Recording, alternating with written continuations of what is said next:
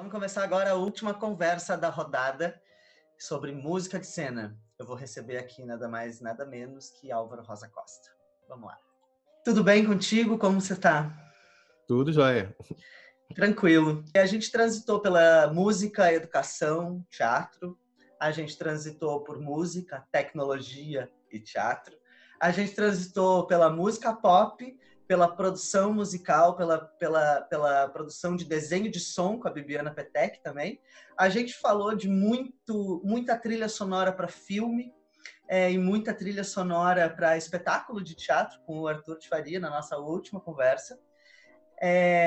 E aí agora vou falar com um cara que já transitou por todas essas áreas, pela música, pelo teatro, pela trilha sonora, pelo cinema, pela série de TV, pela publicidade, né? Propagandas de televisão. Então a gente tem aí um multi-artista, multi-instrumentista, que tem várias curiosidades, né, na carreira, como a primeira delas que está no teu site, que tu é formado em artes visuais, em bacharel em gravura, com ênfase em metal. E aí eu fiquei curiosíssimo por isso, e fui atrás, então, de algumas coisas da tua história. E aí eu achei algumas coisas muito interessantes, como, por exemplo, que o mundo do teatro está ligado na tua infância, na tua família, porque tu teve um avô funcionário do Teatro São Pedro. De tudo isso que tu faz, além de ser ator, além de ser compositor, multi-instrumentista, produtor, professor, diretor de teatro.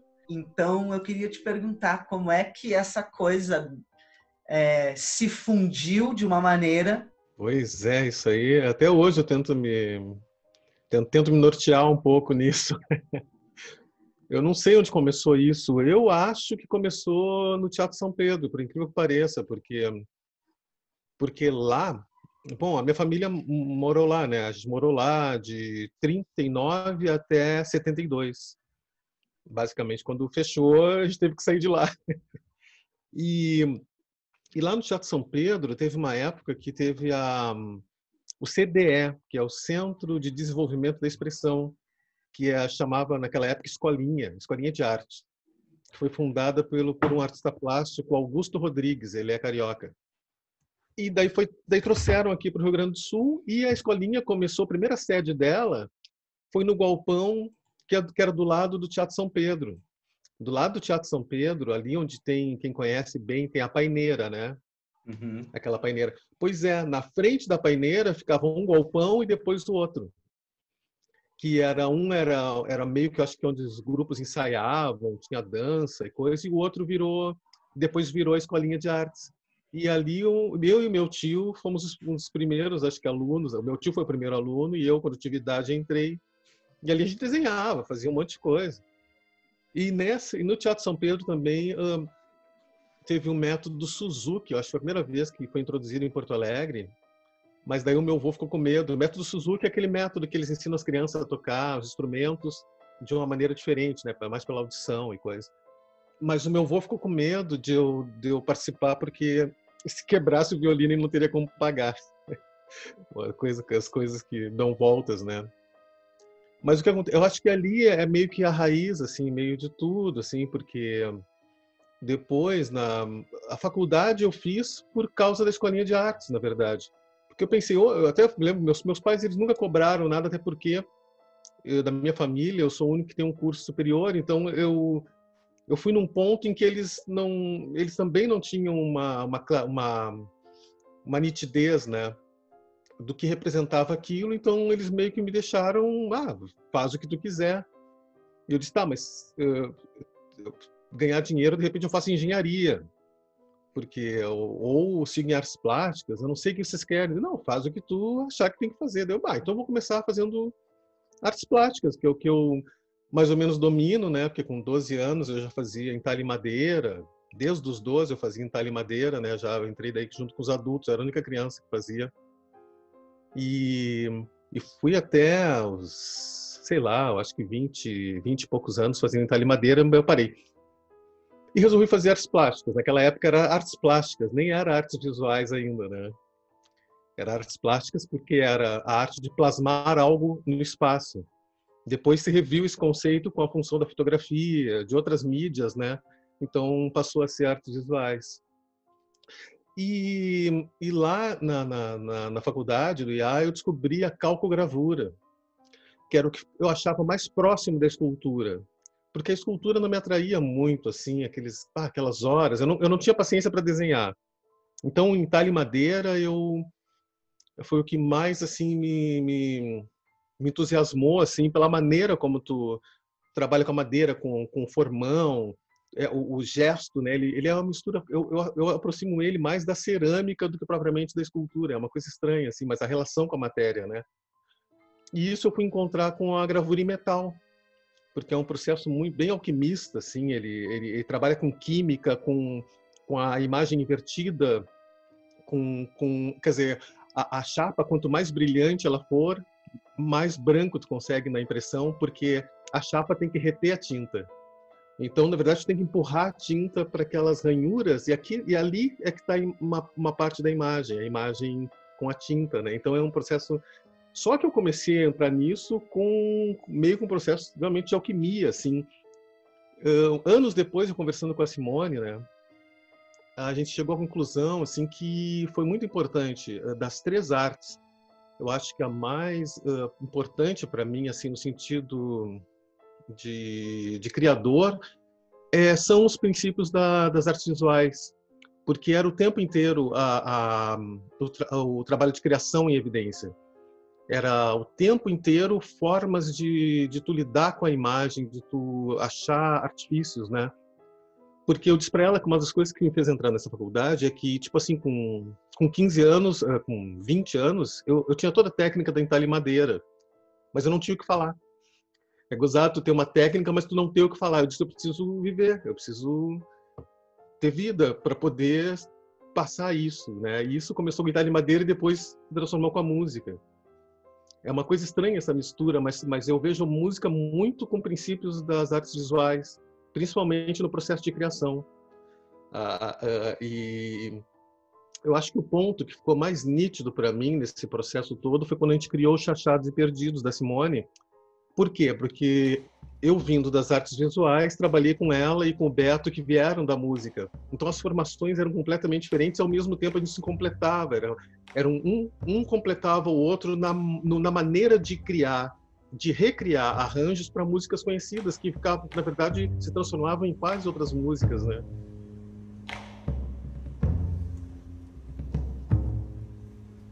Olha a saudade da gritaria meninada que corria nessa casa,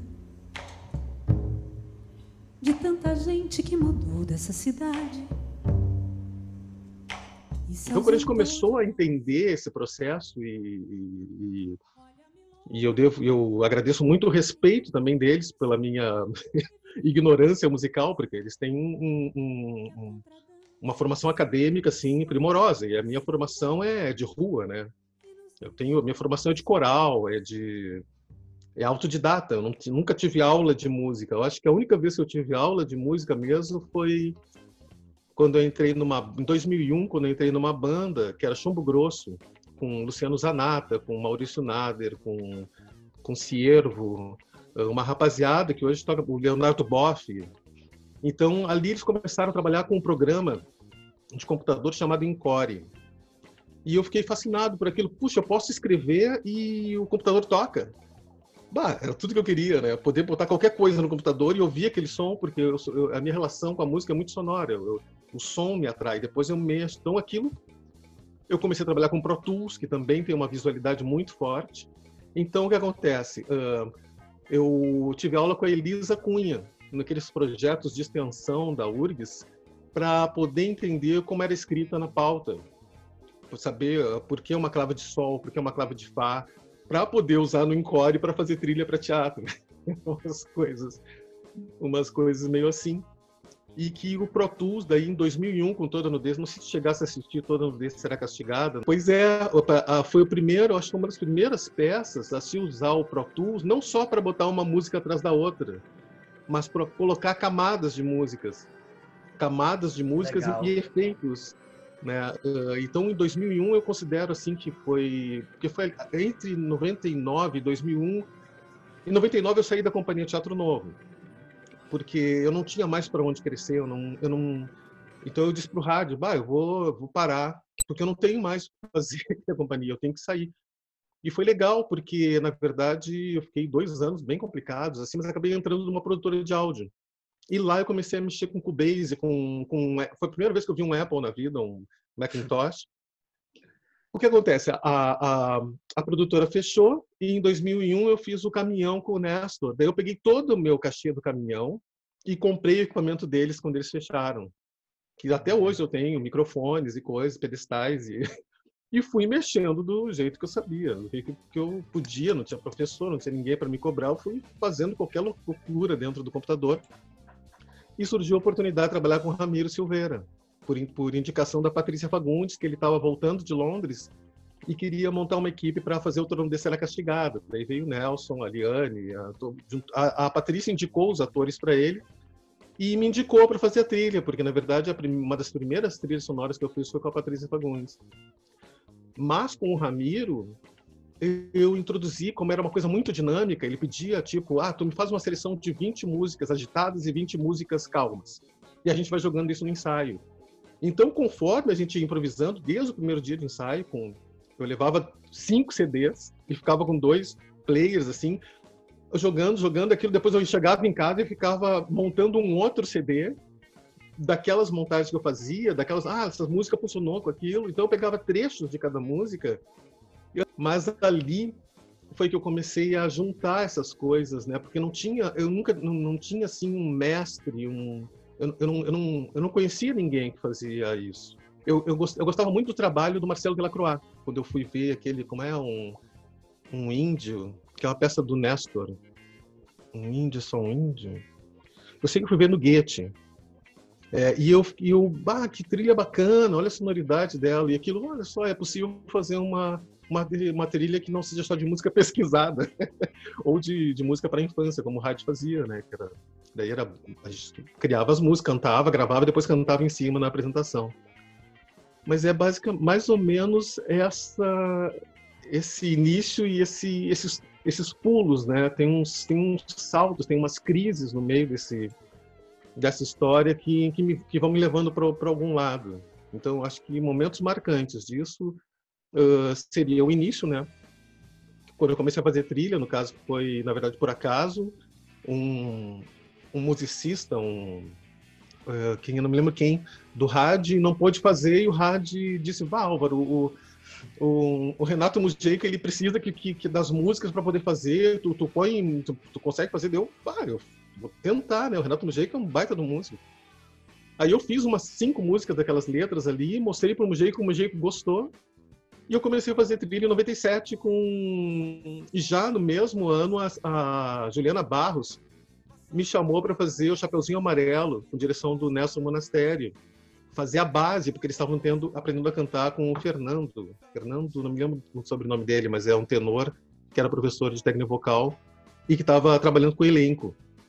Então, aquele ano foram essas 3 coisas, mais a Patrícia me chamando para fazer o Bandido Cantador com música ao vivo. Quer dizer, deu um nó na minha cabeça, mas eu, irresponsável como era naquela época, topei.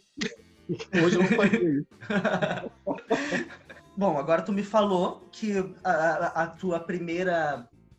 teu primeiro trabalho, né, com a companhia, com essa galera que tá até hoje, né, Liane, Ramiro, o Nelson. Isso. Agora o Carlos depois é que formou em Commodities junto com o Nelson e a Liane. É uma mistura, né? É uma mistura, né?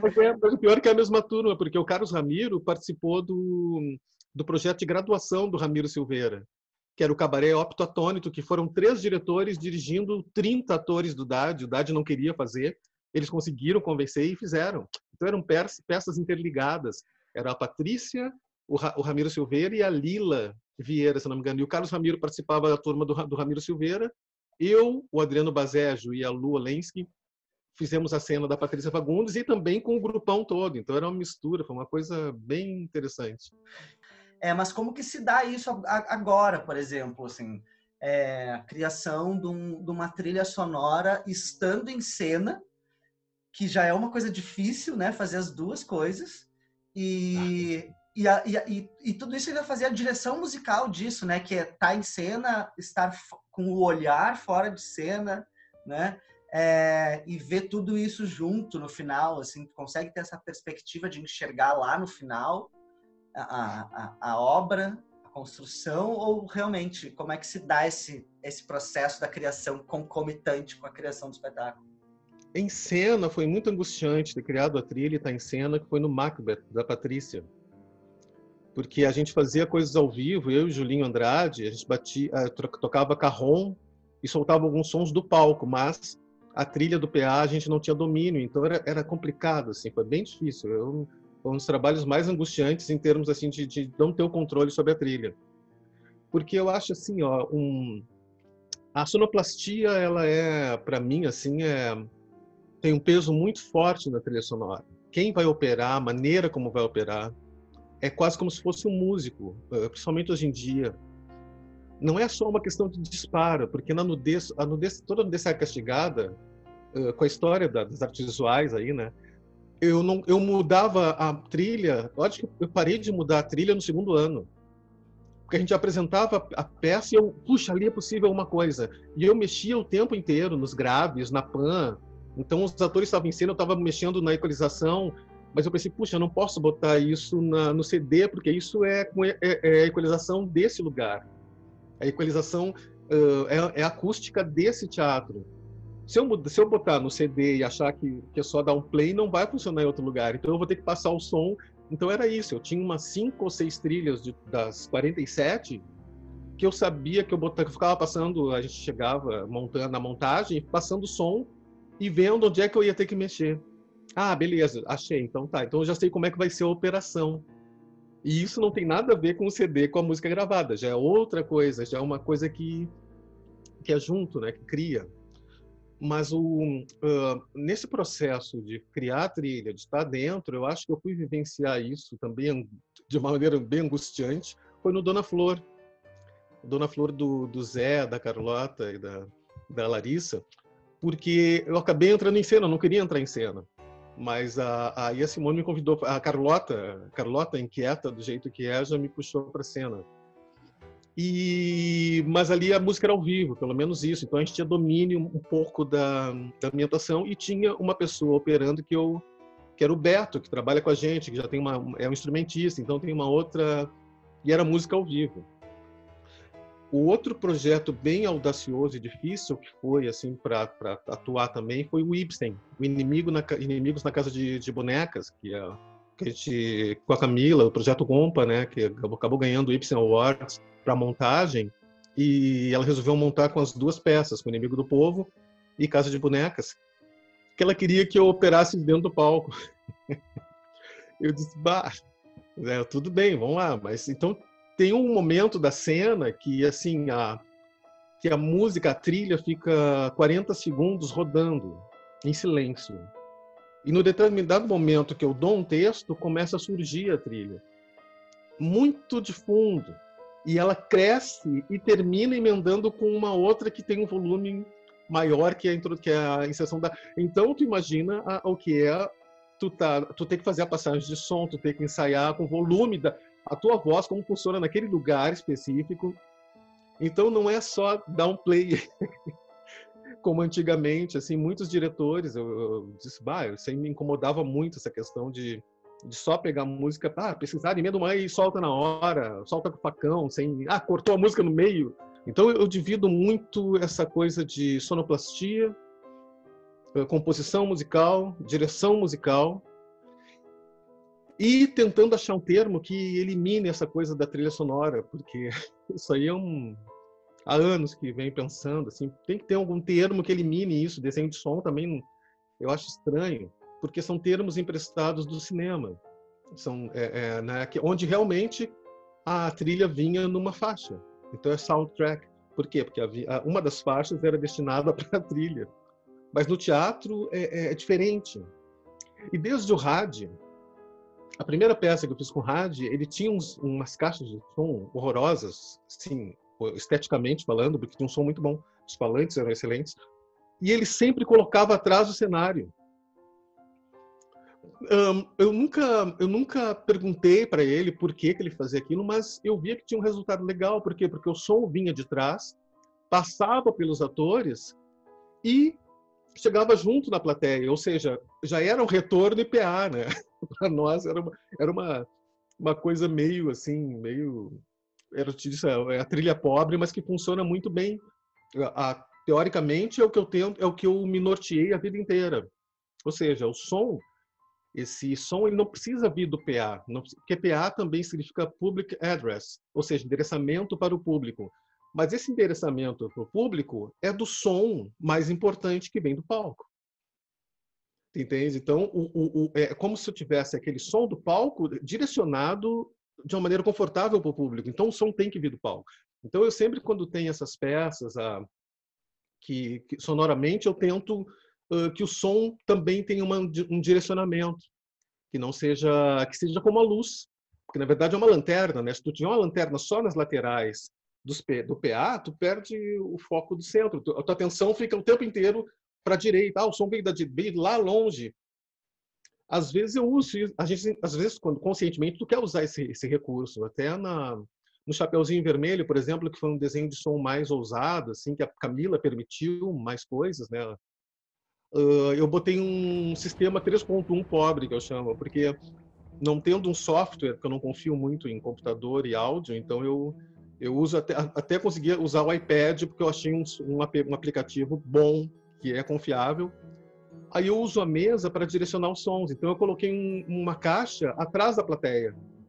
Então, hora vinha vinha um trovão atrás da plateia, hora vinha um lobo atrás da plateia, hora vinha do lado. Então, tudo isso em função do público, né? De dar uma experiência sonora para o público. E essa é uma curtição. Acho legal isso, porque isso acrescenta, claro, com foco sempre voltado para a cena.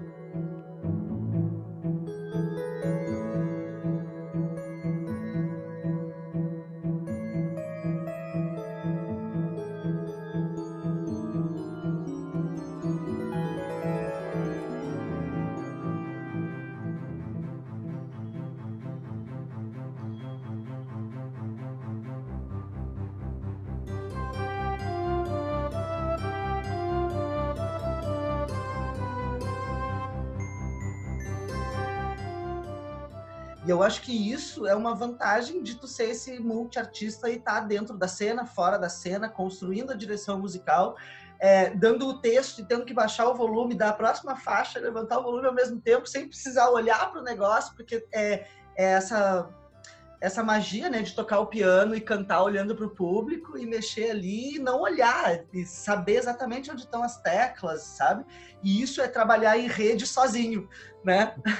Então é praticamente como um trabalho teatral, né? Artesanal, como a música, como as artes visuais, a gravura, né? Ir lá, talhar a coisa, construir ela minuciosamente para chegar num resultado e que ele né? Satisfatório, né? Que tenha isso. Realmente, os trabalhos que tu acabou de citar, com direção da Camila Bauer, Chapeuzinho Vermelho e Inimigos na Casa de Bonecas, são dois trabalhos que te renderam 2 prêmios açorianos de melhor trilha sonora, né? Então, eu acho que, de alguma forma, esse trabalho, essa dificuldade foi recompensada, né? De uma maneira, talvez, simbólica e afetiva, mas foi recompensado, um trabalho lindo, muito, muito bonito. Chapeuzinho Vermelho é um trabalho muito bonito. Que obra incrível, que trilha sonora impecável. Pois uma das coisas que eu falo, sempre falei para Simone, eu sempre me ressenti de uma falta de mestres.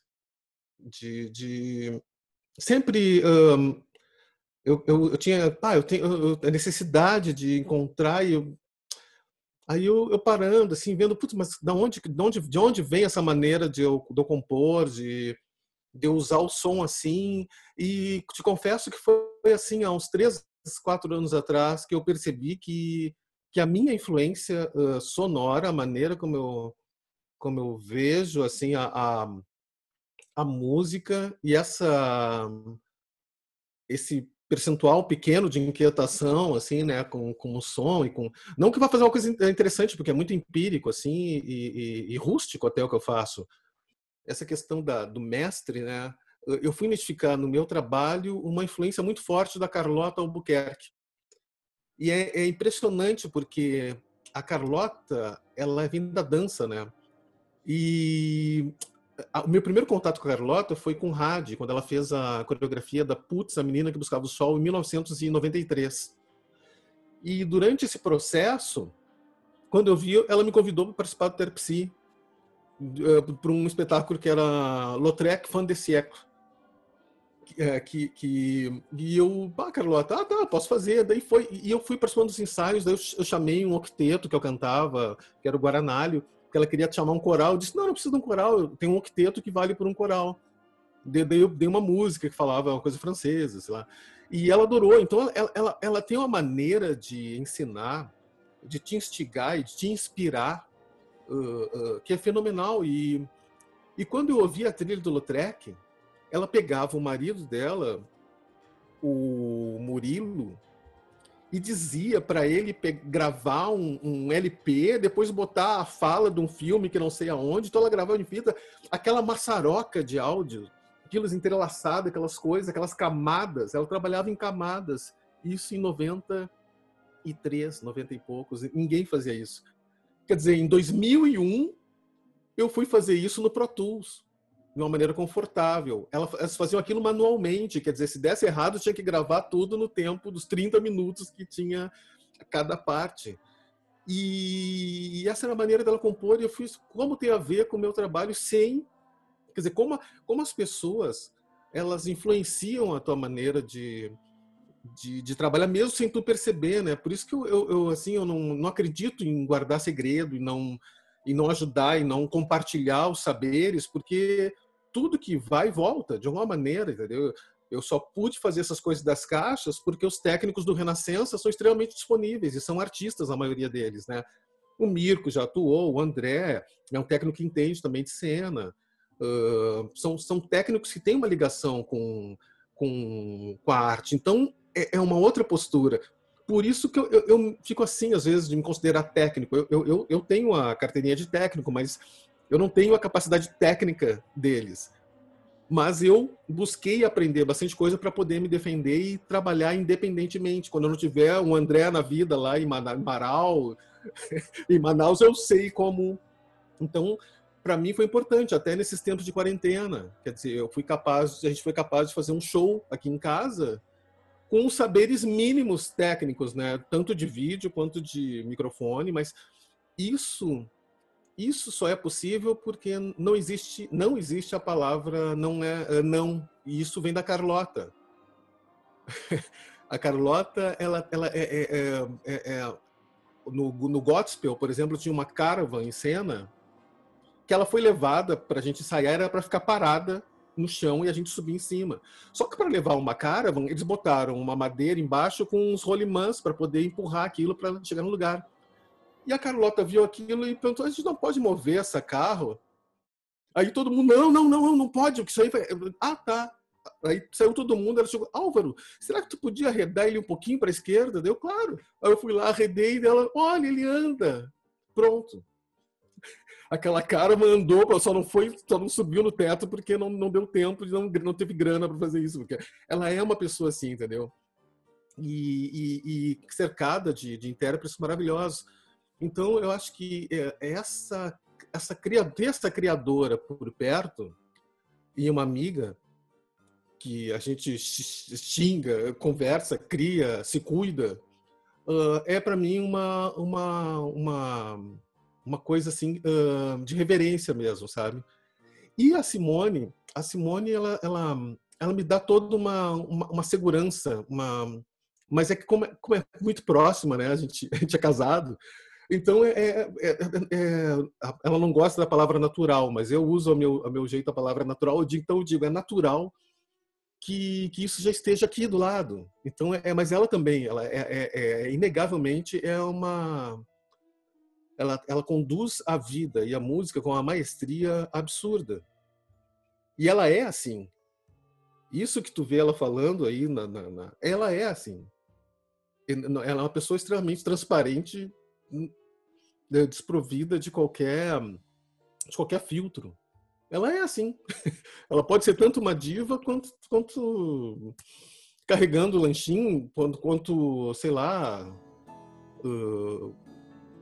contando uma piada, normal, mais normal impossível. Ela é daquele jeito.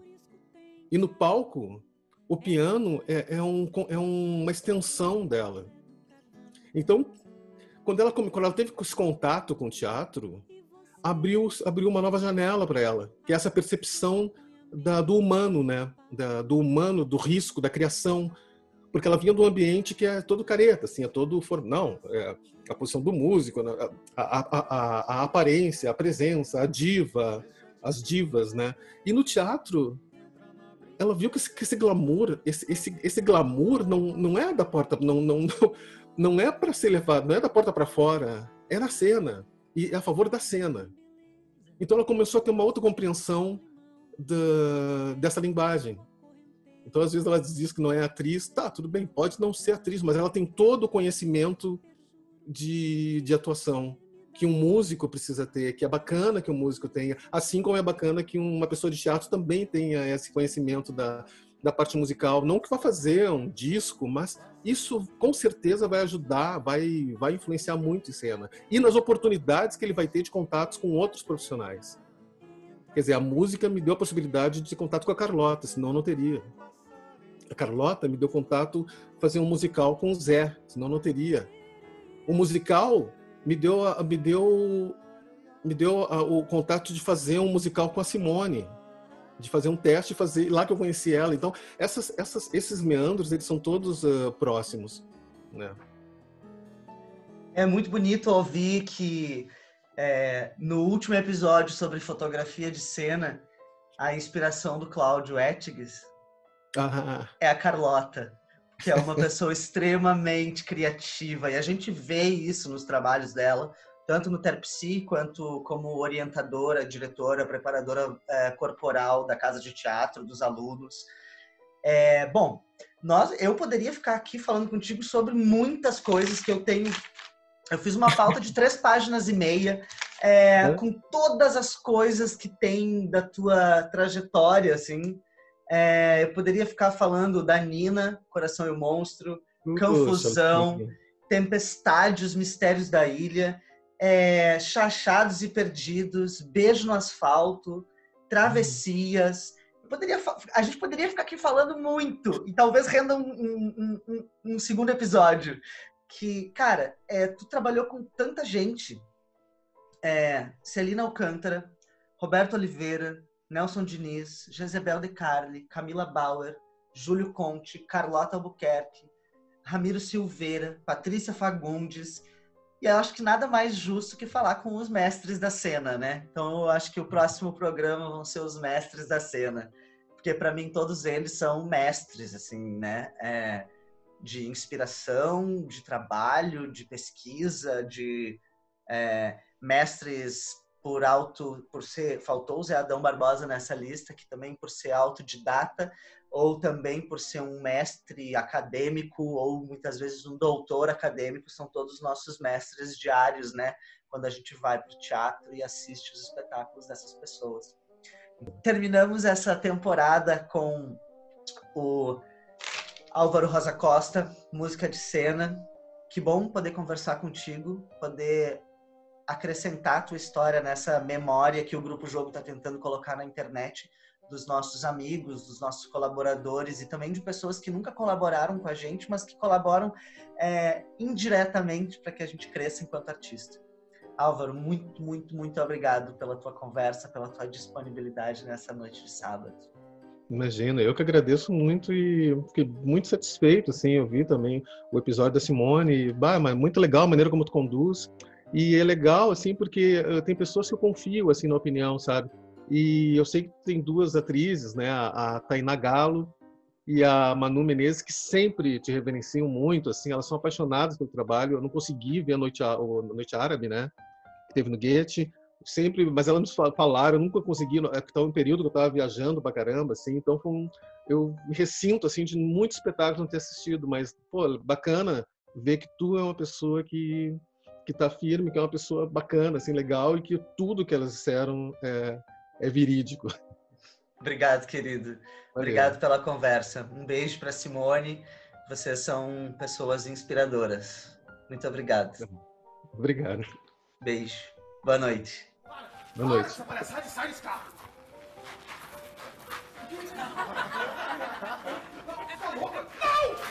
Não!